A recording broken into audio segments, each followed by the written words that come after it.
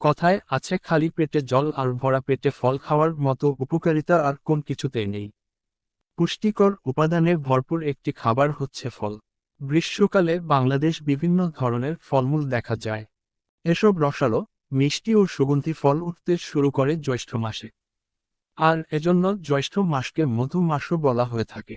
আয়তনে ছোট হলেও বাংলাদেশ ফল উৎপাদনের সফলতার উদাহরণ হয়ে উঠেছে। মৌসুমী ফল উৎপাদনে বিশ্বের শীর্ষ 10টি দেশের তালিকায় এখন বাংলাদেশ। তবে বিদেশে টাটকা ও প্রক্রিয়াজাতকৃত ফলের প্রচুর চাহিদা থাকা সত্ত্বেও বাংলাদেশ থেকে বর্তমানে সীমিত আকারে টাটকা ফল রপ্তানি হচ্ছে। রপ্তানিকৃত উল্লেখযোগ্য ফলগুলোর মধ্যে কাঁঠাল, আম, আনারস, লেবু, কামরাঙা, বাতাবি লেবু, তেঁতুল, চালতা উল্লেখযোগ্য।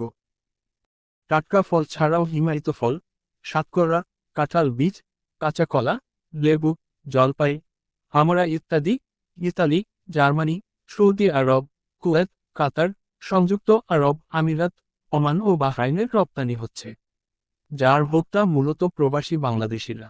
এতে ফল রপ্তানি করে প্রচুর বৈদেশিক মুদ্রা অর্জনের ক্ষেত্র সৃষ্টি হয়েছে।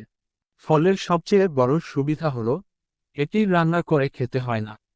আর সব ফলের মধ্যেই পানির পরিমাণ বেশি থাকে, যা গরমের সময় শরীরের পানিশূন্যতা পূরণে সহায়তা করে।